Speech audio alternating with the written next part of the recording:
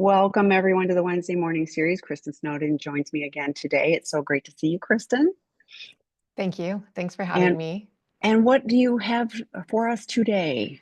Well, I'll start with just saying hello. Thank you for coming. My name is Kristin Snowden. I'm a licensed marriage and family therapist in California, and I specialize in helping clients navigate high and acuity relationship crisis issues, crises that are brought upon by uncovering your partner's problematic sexual acting out behaviors, infidelity, chemical dependency use, and other forms of betrayal.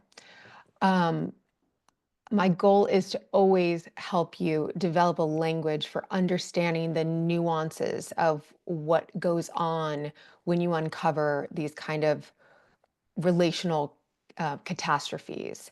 And so, in the spirit of that, today, I want to explore the importance of acknowledging and understanding and processing the injustice that one can feel when they experience betrayal at the hands of a trusted loved one.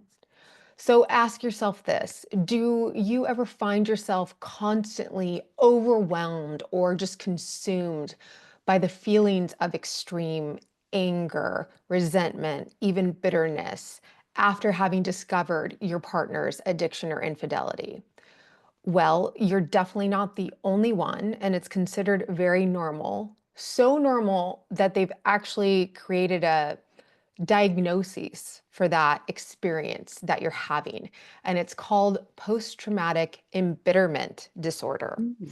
Now, I had never heard of PTED until recently when I met with a colleague. Her name's Dorit Reckenthal, and we were talking about these nuances, that how working with betrayed partners has so many nuances that are not applicable in other forms of therapy, and just kind of general working in marital issues or depression, anxiety. Betrayed partners carry a lot of nuances to the experiences and the symptoms and the struggles that they present with. And when we were talking about that, she said, "Well, haven't you heard of PTED? It's really interesting." And I said, "No, I never have." And she went on to talk about it. So after our discussion, I said, next webinar, I want to do a little bit of research on this and present it to you, because I know you're always working to find, and the more you can name and understand what you're experiencing, the greater the healing potential will be with your professionals, with the groups you're working with. You cannot heal what you haven't acknowledged or understood to be present in your life. So, with this whole explanation of PTED, I'm going to encourage you to take what works for you, leave what doesn't. This is just a general webinar to provide awareness of PTED and the potential as a potential response to betrayal trauma. Validate your experience of PTED symptoms as a betrayed partner, and then introduce healing models and interventions that might go beyond the typical trauma type models that you might have been introduced to thus far. Um, so I just remind you of this quote that I love, which is that pain that is not transformed is instead transmitted. So the more you might learn about this PTED experience, and if it resonates with you, the better your chances are to transcend these traumas and get through to the other side. So let's start with, what is PTED? Post-traumatic embitterment disorder is a proposed psychological condition characterized by intense feelings of injustice, bitterness, helplessness, and extreme resentment following a life event perceived as deeply unfair, humiliating, or morally wrong. While it's not recognized in the Diagnostic Statistical Manual yet, it has been studied in depth, especially by a German psychiatrist and psychologist, Dr. Michael Linden, and is viewed as the type of an adjustment disorder with long-lasting emotional and cognitive symptoms. So that's just a fancy way of saying People like this psychiatrist and psychologist, Dr. Linden, notice people coming in seeking help and kind of presenting with this symptomology that was outside the realm of like what post-traumatic stress disorder might look like or depression or anxiety. And so he just was like, this is unique, this is separate, and I kind of want to better understand what's going on here. So unlike post-traumatic stress disorder, which is what we talk about how betrayed partners go through a traumatic experience when they uncover a trusted loved one's betrayal. So unlike PTSD, which is often linked to a fear and survival response, kind of that nervous system, hyper-vigilance, hyper-fear response, PTED will center around the moral injury and the sense of betrayal or violation of the betrayed partner's deeply held values. Now, when my colleague first introduced PTED, I personally struggled with the word embitterment. There's certain words that we have in our world that just have negative connotations to them, like manipulation, like if you're manipulative, or a jealous experience, or also bitter. These are words societally that I think that we're not supposed to be bitter. We're not supposed to experience jealousy. We're not supposed to be manipulative. So I'm just going to encourage you that if you hear this word bitter or embitterment, just know that there's replacement words for it. Words that are also describing what we're talking about are extreme resentment, an extreme sense of injustice, or an extreme sense of violation related to your own moral internal compass or code. So hopefully that helps you as we talk about this, if the word PTED or embitterment really bothers you. So the following are key elements that are present in those who struggle with PTED. So first and foremost, there has to be a negative life event that's occurred. It's triggered by a single or a more chronic, longer term experience of an exceptionally negative event.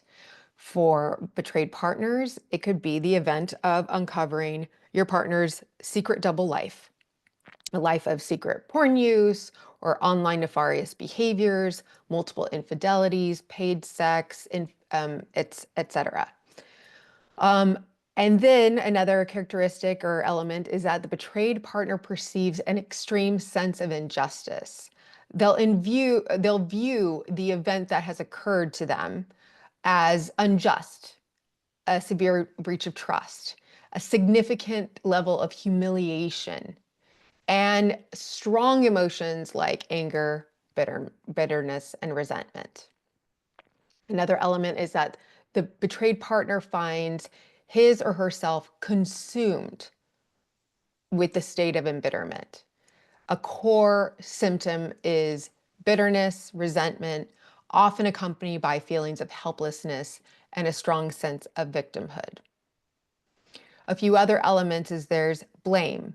Individuals will often blame themselves for the events that have occurred. Another element is emotional arousal. When reminded of the event, an anniversary, or just a song on the radio. So again, similar to PTSD, triggers, environmental triggers, they will experience a heightened sense of emotional arousal around anger, sadness, and resentment. So again, I hope you're noticing this, that there's a difference between post-traumatic stress disorder is saying you fear for your life, right? And it's understandable when you uncover that your partner has been lying, sneaking around, that you cannot trust what he or she is saying.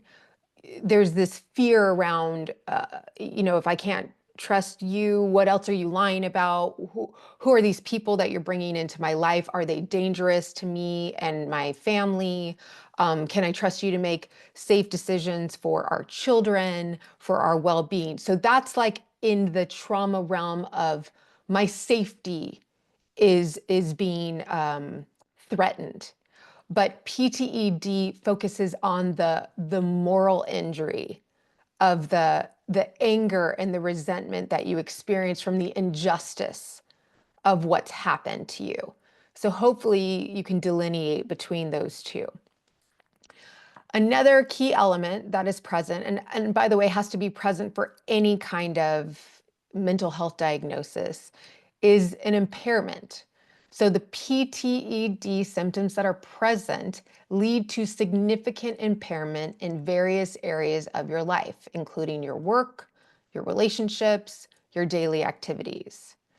Um, so if the anger and the resentment is something that's passing and fleeting, it's not diagnosable. But if you're finding that there's months and years of you feeling overwhelmed, kind of drowning in the sense of injustice, then it might be time for you to explore this concept. And later on, I'm going to give you the 19-question quiz that Dr. Linden developed to determine if you have PTED issues. So again, core symptoms of PTED are persistent senses of embitterment and resentment, intrusive thoughts about the injustice, emotional dysregulation, avoidance or social withdrawal, difficulty forgiving or letting go of what's happened to you, loss of trust in people or systems around those people, and preoccupation with revenge or how to get justice after that's happened. So I'm going to give you an example of a betrayed partner or a story of a betrayed partner and kind of the differentiation between the PTSD or the betrayal trauma that one's experienced and the PTED that might be present. So I had a betrayed partner come in, and this was after a long-term affair that was with a friend in the community. And when the long-term affair was uncovered, it was done in a very public way. So not only was she coming in dealing with the trauma of, am I getting divorced? Am I not? The financial implications, the fear around my partner was capable of lying so much to me. Is he someone who can be trusted? Is he going to do dangerous things with my children? Who is he bringing around my children? So again, the danger pieces to it.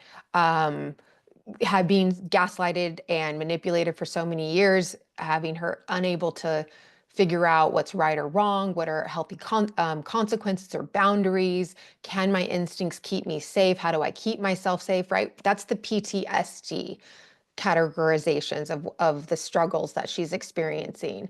The PTED was during sessions, there was a strong, I'm going to use perseveration, but not in a bad way, but just noting that there was a pattern of a strong focus on stories around how could he sell me short? How could he not value me and this marriage and this life that we have, and instead go off and replace me with this woman? Um, how could he, and what is marriage anyway? Does anyone value the sanctity of marriage? Is marriage totally BS? Is every man someone who cheats and runs around? And so, along with the fear and trauma around what happened, she had a lot of stories going around about being devalued, about, I didn't sign up for this. How could this happen to me? Um, so much so that she was reporting a secondary injury of really grieving the loss of the fact that she used to be a positive person. She used to not be so cynical around people. She wouldn't walk through the grocery store and say, are you cheating? Are you a liar? Do you manipulate everybody? And so again, that's that impairment part that we're talking about, where she was in a lot more shame because of the embitterment component to it. That the trauma had occurred, the cheating had begun and ended, and it also kept her from being able to trust her partner, from letting the partner's steps towards healing and reconciling, it would really, really get in the way of that process. And again, I don't mean this in a negative, bad way. All of these emotions are understandable. I'm just letting you know that there's kind of a language and a diagnosis for what's going on, for the pattern that's going on. So how does PTED relate to betrayed partners of sex addicts? And again, I went through a general example of this, but betrayed partners can definitely be vulnerable to PTED because the betrayal is or feels very unjust and humiliating. And also, it may not even be publicly exposed like my example, but there's just this tendency to want to isolate, this feeling of I couldn't tell anybody this story because who could hold space for this story? Um, there's so much deceit and gaslighting and emotional manipulation that often goes with the acts of addiction and hiding it and the double life. There's also catastrophic levels of violating the relational and moral codes of the betrayed partner, right? We promise not to lie, not to cheat, not to sneak around, to be each other's teammates, and instead you broke all of those. Um, so that's why PTED is definitely applicable to betrayed partners. There's also repeated betrayals. Often it can exist when repeated betrayals reinforce a powerlessness sense. So meaning you don't know if your partner is ever going to be truthful again. You don't know if he or she is ever going to get recovery. Um, I have to sit here and suffer the negative consequences of something that's totally out of my control. The you humiliating us publicly, or me needing to not wanting to pull away uh, socially because of your behaviors and your choices, me feeling like I need to hide. So there's a helplessness that can exist from the PTED. Um, there's also obviously moral injury and shattered beliefs. Uh, it's about, there's a violation of values like honesty, monogamy, safety, respect. There can also be a lack of validation and support from your support system around you. Sometimes a betrayed partner, right, going into the wrong therapist or marital therapist is like, well, did you stop having sex with him? Do you nag him a lot? And there's this kind of shaming sense of like, well, he cheated like 2 years ago, so why are you still upset about it? There's often these stories of, oh, forgive and forget. If you chose to stay in the relationship, then you really don't have grounds to be upset anymore. This was your decision. So you're here, deal with it. This is who you married. So these are all things that really play into that PTED symptomology that a betrayed partner might have. Poor therapeutic experiences, dismissive family and friends, or religious spiritual shaming can also reinforce that sense of bitterment, resentment. Um, and also, if there's the signs of betrayed partner may be experiencing PTED, is if there's months or years of feeling consumed by a sense of anger, injustice, or resentment. That they're finding a difficulty or impairment in having relationships with anybody or everybody because of their sense of cynicism or mistrust, or that there's intrusive rumination on what happened and a longing for the partner to suffer consequences because of his or her choices. And again, these are not symptoms that are meant to blame and shame you. It's supposed to be the opposite. This is supposed to be a freedom of understanding, wow, I'm not alone. I'm not a unicorn. There's a name for this because it's such a common occurrence after this level of catastrophic betrayal. So what is the treatment for PTED? Well, Dr. Linden, I think something he seems to be passionate about is letting everybody know that the standard PTSD models of treating the fear and life-threatening elements of what happened does not fully address the moral injury or the sense of injustice that occurred because of the traumas. So while trauma treatment is necessary after, when you've uncovered that you're a betrayed partner of a sex addict or infidelities or other forms of addiction, PTED models are saying there's more to do. So one thing I wanted to do is share, and I will share this in the notes of my description, but this is a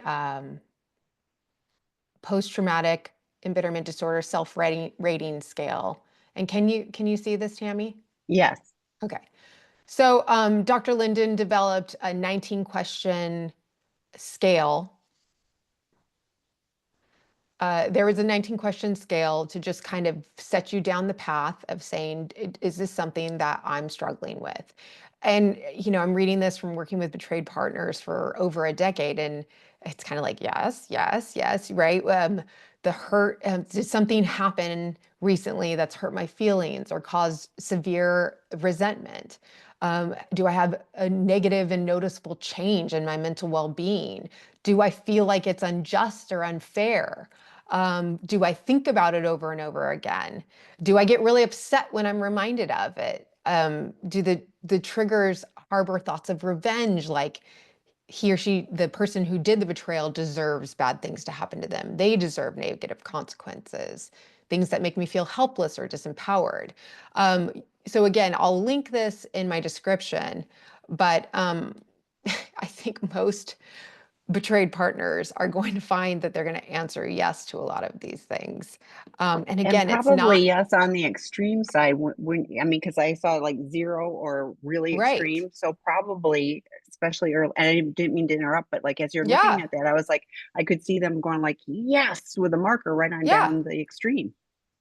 And really, if I want you to take anything away from this lecture, it's that this diagnosis is not supposed to be blaming and shaming on you. If anything, it's supposed to be your freedom of blaming and shaming. It's supposed to help you understand that this PTED and PTSD tend to go hand in hand. And if someone is focused on like the trauma part of the model, like, well, where was the life-threatening event? Where was the part where your partner cheating on you, like, put your life in danger? And they may not appreciate the fact that these betrayals carry such a moral injury, so much humiliation, so much isolation or desire to isolate, that that part is the traumatizing part that you need to move through, acknowledge, and process. And there's nothing wrong with me that I feel these senses of like wanting to get revenge or not wanting to forgive or deep senses of injustice and resentment, that those come with the package of being traumatized in this way through betrayal. And so it's just supposed to put names to what you're likely going to experience and normalize it, but then also help you with a pathway out of it so you don't feel stuck in it. So I do feel like when I was reading through the PTED type treatment models, that yes, while like exposure therapy won't heal you from PTED like they sometimes use for post-traumatic stress disorder type things, the four elements that I always talk about in all of my webinars, the four elements that I find are overlapped pieces that you need to treat trauma, I think deal with the PTED elements. And so those four elements, if you watch my videos, um, are these are the four things that you tend to need to move through betrayal trauma, which is that first and foremost, you have to understand what happened to you wasn't okay. You have to understand all the things that happened, why they weren't okay. And then the second part is that you need to be able to share it with one or two or trusted people in your life who can validate it, right? People in 12-step groups, other betrayed partners, therapists, professionals, even maybe your partner once you get to that phase where you tell them, these are the ways that I've been traumatized. These are the ways that I've been humiliated. This is the types of injustices that I've experienced, why this wasn't okay, and have them hear you and validate it. The third step is that there needs to be some kind of level of re-exposure, of kind of going over what happened. In EMDR and levels of somatic experiencing, and I think some other trauma interventions, brain spotting, you go through it kind of like you're not in the traumatic event, but you're kind of riding alongside it like a train looking out the window, recalling it, but you're using down regulation techniques of the deep breathing, bilateral stimulation, other coping skills to kind of take the charge out of the traumatic event. And then the fourth part, which I think is huge for this PTED piece, is a story of empowerment around it. So, there's this idea that you need to be able to reclaim your agency, what was taken from you, right? The injustice part was that you lost control, you lost choice, you lost context. Someone took that away from you when they decided to withhold important information and not give you all the information you needed to keep you and your family safe. And so the PTED treatment comes from reclaiming that agency. How can you regain control and empowerment now? Grieving the moral injury that occurred, the humiliation that occurred, and help you create boundary structures around your own value system or what you need to keep yourself safe, and non-negotiables, things that you need to keep yourself safe in the future. Um, the Dr. Lennon and other PTED type researchers say that some interventions should be meaning reconstruction, so helping clients make sense of the injustice, cognitive restructurings to reduce the rigid kind of black and whiteness of everybody cheats, everybody's a liar, I can never trust again, and move towards something more gray and I guess productive, helpful. Narrative therapy, reauthor the self beyond the betrayal, and building emotional resilience and boundaries, not just forgive and forget, but how to kind of keep yourself safe in the future. I believe I'm trained in EMDR and IFS and also Brene Brown's shame resiliency models. And I personally, when I read through PTED, I feel like those three models hit the injustice part, the part where what happened to me wasn't okay, the part where I relieve myself of my own shame. I create a story of empowerment around it. I give, for IFS and the parts, I give the parts that feel wounded around it, that are slamming their hands on the desk saying, I didn't deserve this. This isn't okay. Give them the opportunity to talk and have a voice, but at the same time say, but you know what? These are the ways that I'm working to keep myself safe in the future. This is my accountability group and community that I have to help me create and maintain boundaries, create accountability structure in case my partner relapses or cheats or lies again. And it kind of, they work hand in hand to help you redevelop a sense of safety, that there are injustices, stuff can happen and that you didn't sign up for, and it's not okay. But you have to always keep fighting for the ability to try to keep yourself safe, to keep your loved ones safe, and not get sucked into that vortex of like everything's bad, everything's dark, humans are horrible, and I want nothing to do with them, things like that.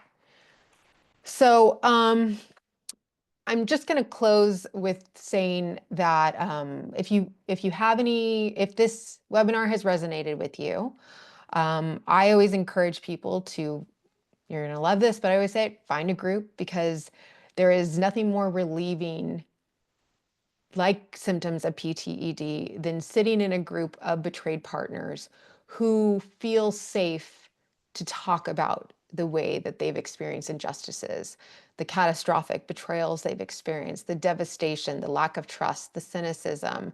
And they're speaking to a bunch of other betrayed partners who get it. And there is a shame resiliency to it. There's a freedom to it. There's a agency reclamation, like of how do I get agency and control back in my life despite what's happened to me. So I'd encourage you, I have 3 new groups that are all on my website, kristinsnowden.com, under live workshops that are starting soon. And there's other workshops through sexandrelationshiphealing.com. Because I've said in my webinars before that there's these 2 huge tidal waves that come after uncovering your partner's betrayal. So I say the first tidal wave happens when you've uncovered the unthinkable, which is these you've discovered horrible acts that your partner's done, this double life that he or she's lived behind your back, the betrayal, the lying, the manipulation. That's the first trauma that you just get knocked down on. And then there's a crisis that ensues after that. And so there's this overwhelming sense of fear and hypervigilance and how do I get out of this alive, and what's the next right step that I take? What's the path to recovery? Is my partner staying, going? I want them to be harmed for what they've done? Am I to blame? So that's the second tidal wave. But after kind of talking about this PTED and processing it, I realized there's a third tidal wave that can happen, which is being in this constant state of crisis can really suck you into a level of injustice and resentment, bitterness, cynicism. And there's this grief and sadness that betrayed partners can take on when they step back and they just realize they're unrecognizable from who they used to be. That there's this, I've been in this crisis and this uncertainty, and I'm so hurt from what's happened. But then it's like, what do I do with this cynicism, this fact that I hate all men or hate all women and I never want to trust anybody again? And I'm so angry that this person has done this to me and to my life, and I feel consumed by it. But it can be this tidal wave of shame of like, ew, gross. And who is this person that is this bitter and angry and resentful person? And PTED kind of is acknowledging that this is what happens, but there is a pathway through it. And so I always encourage you to find a therapist who specializes in not only a trauma model, but understands these nuanced experiences that betrayed partners have. And now I'm open for questions. And this is such a, I've not heard of this, particular um, uh, proposed diagnosis yet either, but this makes so much sense within the context of this. Now, I was wondering, because you kind of said at the beginning, kind of a time frame, and as you're looking at the quiz, I'm thinking if I was looking at that and I'm a month in, like it's going to be, really extreme. But is there a time frame? I hate time frames, but like I know. But they when have would it that, be right? They helpful have to, bereavement, that 3 months you get to grieve the yeah, loss of your loved one, and then past 3 months, if you're still sad, you have like an adjustment disorder. So I know. And they don't have, yeah, it's not so an official DSM diagnosis, right. but when I was reading the material related to it, it was talking about many, many months or many, many Okay. years past the traumatic event. If you Okay. find yourself perseverating on or consumed by these senses of like revenge and resentment and, how dare he or she. And that makes sense, and I guess at some point it's like, from a personal basis, you're talking about like, if I don't like the person I'm becoming, and I think those tools that you were talking about anyway are still super helpful regardless of, the time frame. But it's also like, it may not be this particular proposed diagnosis, but that doesn't mean all of the tools that you're talking about can't be helpful to, help lift that. I do think it's so, there is extreme injustice in all of this, but I really appreciate your messages, empowerment, like that you don't have to stay stuck in what has happened. It did happen and you didn't ask for it and all of that, but you're going, and there's a path forward that will, help for healing. So, and it was so funny because I wrote down a question, like, can it be going on at the same time as, post-traumatic stress disorder? And you talked about that. So that one. Okay, so the first question we have is, how necessary are 12-step groups in the recovery process? My husband's CSAT told him he doesn't need to attend a 12-step group, yet I'm hearing all these amazing things about addicts doing the steps. And this appears to be, you didn't hear it from the therapist, you only heard it from your husband saying his CSAT told him. So I want to clarify that. So we don't know what his CSAT may have told him, but I know where I stand on 12 steps. So Yeah, what are your I thoughts? love I love that you clarify that. I'm a big fan of 12 steps, but I always say if you have some kind of issue related to 12 steps, let's just pull out, 10,000 feet above and say, what are the elements of 12 steps that make them so effective. And in my opinion, it's a group of people who have suffered and struggled in a similar way, but several of them have recovery from it. They have moved beyond it using different interventions and tools and coping skills that you likely do not have. And those who are further down the road help see what is too close to your face to realize. So they give you perspective, but also empathy and compassion because they've been there, they get it, but also strong accountability of, look, you're here because this has been a problem. You've shown that you're powerless to it and life's become manageable to it. So if you want to get to there, where I am in recovery, this is the way I did it, or you can keep staying in your cycle of insanity. And it's just a bunch of people where you feel safe enough to be open and honest in your story because they've suffered and struggled in a similar way, but a strong accountability um, around still moving towards recovery. And obviously the 12 steps specifically, which by the way, I write a book to kind of help you understand the 12 steps for non-addicts, which are just like the general themes that are so important in 12 steps, which is really exploring like, how did I get here? Wow, my best thinking got me here. So I need to kind of live in consultation with a few other healthy, safe people to help me make the next right choice, exploring your history, your character defects, um, repairing relationships that have been damaged because of your behaviors, and a daily maintenance process of, prayer, meditation, whatever you want to call it, whatever, letting things go to a higher power or a power greater than yourself. So those are elements that I think make 12 steps very effective. If somebody finds a group like that offers all of those elements, but they don't use the 12-step title, I'd be curious to hear about it. And it sounds great, but yeah, not having those pieces that I listed just a moment ago in an addict's life will most likely lead to all their current problems, which is lying, manipulation, minimizing, um, staying in their same poor default coping skills, all those things. Yeah, and I was like, we have drop-in groups. They're not the same as 12 steps. We have work groups. They're great. They're not the same as 12 steps.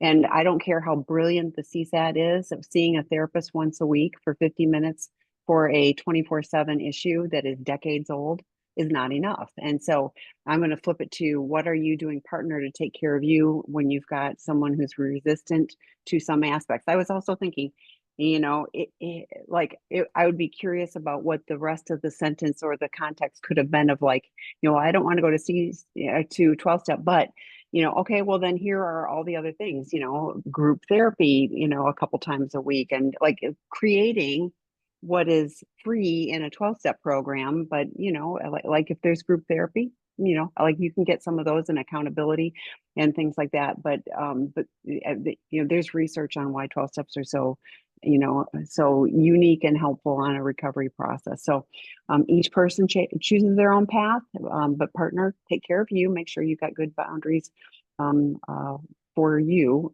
on this. I'm the betrayed. In my women's groups, I hear many women talk about their husbands' families are problematic as well. Is there a link between family of origin and problematic sexual behaviors, infidelity? Families who don't take responsibility, have values, etc. Um, yes.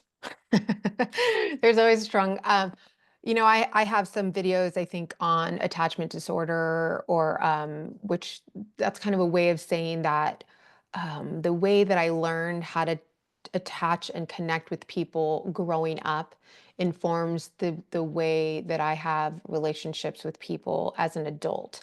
And so I talk a little bit about in my attachment videos how a lot of sex addicts, not all, but many, have avoidant attachment tendencies.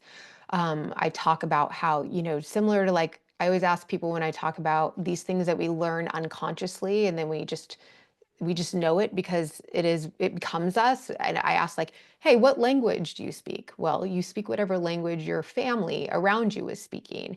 And the same thing goes for what emotions are okay to show, like to present, how to communicate, what's okay and not okay in a relationship. Or what sex addicts often learn is, how do I present something in the front and then go get my needs met, or how I do whatever I want behind everyone's back, um, despite all my promises that I've made and my commitments that I've made.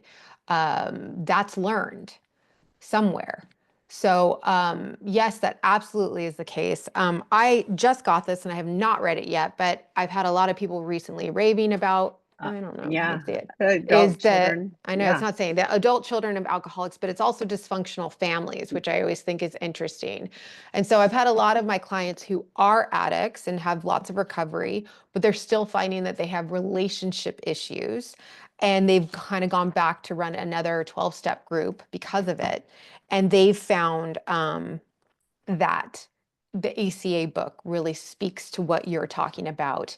The their parents may not have been alcoholics or sex addicts, but there was a dysfunction in the way that there was intimacy or lack thereof. And then another client of mine said that there is a loving parent guidebook, an ACA literature piece, an adult children of alcoholics literature workbook that is also helpful. So it's a great resource for someone exploring this topic.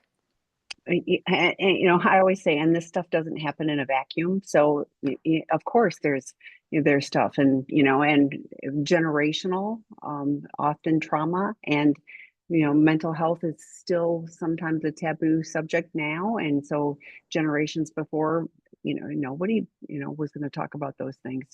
So having the awareness, I mean, just what Kristin was talking about, you have to be able to identify to be able to work on it. So, it's really helpful to explore. And I love that you're talking about all of this as not pathologizing. It's just like, let's talk about it so we can, identify and move forward. So, not a question, just wow. Thank you for helping put words to what I have been living for years. Thank you, thank you, thank you. Like, yes, this is amazing, Kristin. I love this one. I always love your stuff, but this one's really so. I mean, like seriously, I was like, oh my gosh, this makes so much sense. And here, oh my gosh, I hit this third wave yesterday, but did not have the words for it. Asked him to leave this morning. Oh, and thankfully had a group to talk me down. 6 months since D-Day, but the impact statement done a few weeks ago, and I realized the impact of 30 years. I accept his selfish behavior, sort of, since I didn't know, but not that he consciously hurt me for so long. He is sober, but not able to put anyone else first except himself yet. Too early, I guess. So, Yeah, I mean your compassion and ability to hang in there in these extremely uncomfortable conditions is just, again, I think only betrayed partners can truly wrap their brain around it. So obviously make sure to take care of you as well. Um, Try to find your little moments of safety, and people around you where you can speak freely about this pain and hurt and injustice that you've experienced, are experiencing. And hopefully with time, things will improve. yeah, like this feels like you're so in the middle of, the intense time and the grief of everything. So yeah, thanks for being here with us. I'm so sorry, but I'm glad that this is resonating and helping. Is PTED genetic? I don't know. I'm not sure. I find that I personally tend to err on like righteous indignation, whereas another person, so when a bad thing happens, they always say like when bad things happen, and if you've watched my shame videos, I say that there is an unconscious part of you that's like, oh my God, the fact that something external to you could happen outside your realm of control is like way too much for your nervous system to handle. So there's usually a quiet, but sometimes very loud voice that's like, hey, guess what? You could have controlled it. And you Mm, could have done this, this, and this, and this to stop this bad thing. So that's shame. That's hmm like, I'm bad.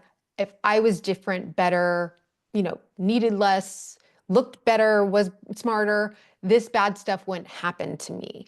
And there's people that just kind of wrap themselves in a blanket of like, I'm bad and I'm shame. There's this like defense mechanism that happens to shame, which is this like righteous indignation of like, I'm not shame, you're horrible. You meet shame with shame.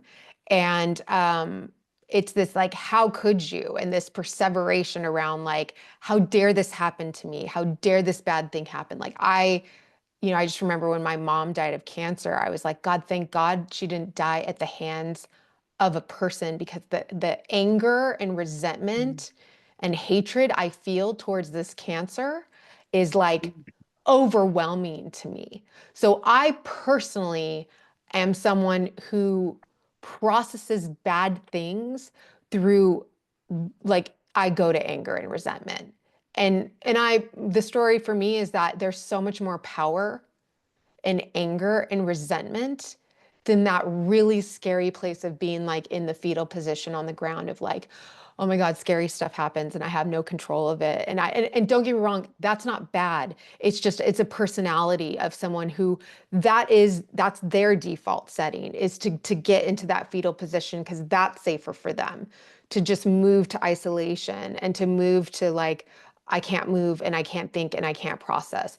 So is it genetic? Is it not? I don't know, but our nervous system is wired to either kind of present with this like fiery fight, like anger, resentment. I find control in the anger and resentment part. And then conversely, on the other side, there's people who are wired to like, in the face of threats and bad things, to shut down, to become quieter. And they'll probably be less of a tendency to have that embitterment piece because they're just in like a shutdown, not functioning state. I'm curious, and we've got more questions, but like I'm also thinking if this is kind of a place you tend to go to, and then it gets layered on, because we're talking about an event or a series of events with betrayal, but if there's been different things, like how that Hmm. would show up. So that's another Hmm. webinar for you. Yeah. So. Okay. A follow-up question about family of origin. Oh, how can my addict recover without cutting his family out? So speaking of 12 steps, I feel like 12 steps does a really great job around that because they all have to navigate those difficult waters of who's a safe person, who's not. Um, and by the way, the safe people tend to be your recovery community. So they learn to get, the people who maybe have a dysfunctional family of origin learn to get their validation, support, their attaboys, the healthy boundary setting from their recovery community, not their family of origin. I always remember Rob Weiss used to say, we have like column A people and column B people. And he was like, there's your column A people are your ride or dies, the people who get to see all of you, your emotional struggles, your good, your bad, your light, your dark. You can have hard conversations with them. When stuff happens that hurts you or hurts them, you guys can work diligently to repair and get to a better place. That's healthy relationships. That's secure attachment. But then there's column B people that he just says they're people that have to be in your life. They're coworkers that you have to see every day. They're family members that you have to see because of, holidays. Um, and they're people you just have kind of appropriately created expectations for them, that they're only capable of showing this much emotion or having these kind of conversations, and you put them in the appropriate box, right? If I have an emotionally neglectful dad or mom, I should probably not seek out validation from them. If they can't have hard conversations, I should probably not try to talk to them about the fact that I'm, an addict in recovery. So it's setting appropriate expectations and boundaries around someone's limitations. Yeah, I love that. And I columns, or I always think of circles. I have people that are in my close circle, those are the safe people. And then there's different people, like, and there can be different rings of circles, and so family members, they may have been too close. It may be, there may be enmeshment, there may be whatever, so instead of having them right in close, like hoping that they'll change and be safe and they'll show up for me emotionally, they may need to be pushed back, a few. It isn't about cutting them all out, it's about having the healthy boundaries. And Dr. Rob talks too about, like, he has shared on webinars, so I'm not telling tales, but he's talked about when you're, like with a family interaction. So you're going to Thanksgiving, you're staying at a hotel. If you're out of town, you're staying at a hotel, you're going for a few hours and then you're leaving, Right. and you have a safe exit. Like, it isn't like, oh, we're going to be there for a week. So, and then that interaction can be, can be fine and smooth and joyful and all of that. And you can move yourself if it's time to go, and so it's finding the appropriate level of interaction, that is safe, regardless of what that, no control over those people. But there's often still a necessity to continue to be engaged with them on some level. It's just a different level. So healthy boundaries. Okay. Hi, Kristin and Tammy. Thank you for these webinars. I have two questions. I have not reached a point of anger and embitterment, but I hear here and told by Dr. Rob that it's coming after numerous and extreme discoveries of my partner living a double life for 13 years, being married, sex addiction, gaslighting, and newly discovered and serious psychological issues and more. I am feeling overwhelming sadness and shame. Oh, and shame. I'm told I'm a baby by Dr. Rob and others in that I'm, oh, okay. You're a newbie here, not that you're being a Yeah. baby. Okay. So, and at the beginning of the discoveries, how long does it usually take to feel extreme anger? I know it's coming. You want to do that one and then we'll do second question? Um, yeah, sure. Okay. I have a video on that. It's Hmm. called Angry and Numb. So I kind of talk about why people will stay in the state of kind of numbness is the word I'll use for it, but dissociated or not appropriately reacting to learning about destructive, horrific acts done by my partner. It does often have to go to like family of origin issues, what your body has determined as a safe way to respond to threats. But again, I go more in detail about it in that video that's called like Angry, Numb, and Betrayed or something is the name of it. And I talk in detail about why that's hard to access. And I mean, for the timeline, I can't tell you the timeline because I don't know your nervous system. There's a reason why your nervous system is shut down rather than fighting or fleeing. And, maybe it just needs to feel safe or like you have an exit plan for it to access those feelings. I'm not sure.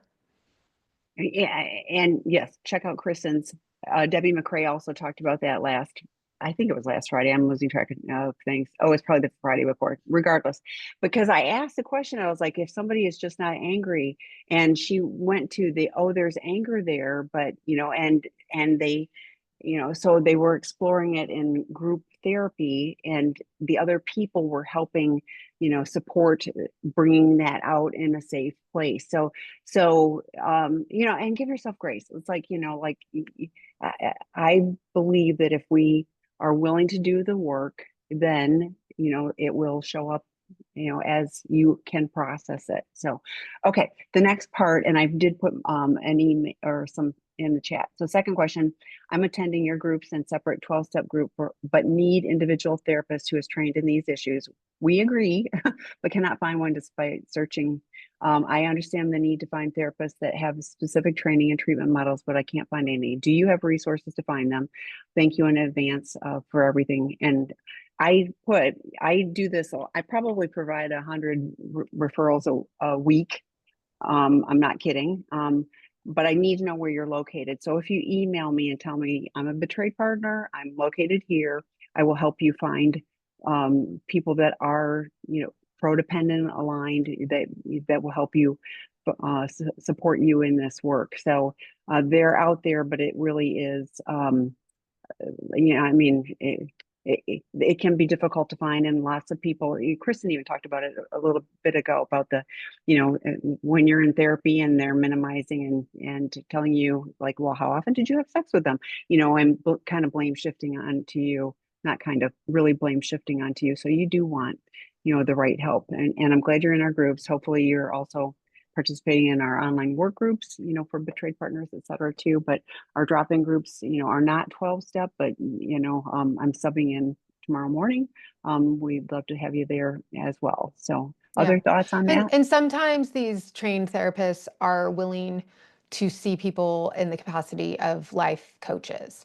So technically in our states, you're licensed to your state. And so you can't practice therapy outside your state, but you can adjust, you can't assess, you can't diagnose. You kind of provide more like tools and exercises to help the person. But nonetheless, you have this experience of understanding betrayed partners' nuances and can help them, feel compassion or help you be a compassionate listener to what their situation is. So there's some that are willing to do life coaching. Yes. And just like Kristen said, very different than therapy. So, Hmm. and yes, can be helpful.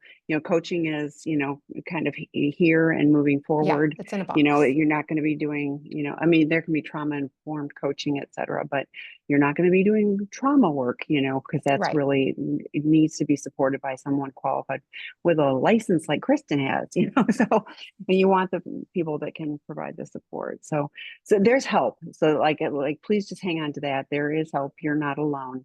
And there's opportunities to find qualified help to support the journey for each, whether it's the addict partner or the betrayed partner. There's help. So any other questions? We have a couple more minutes.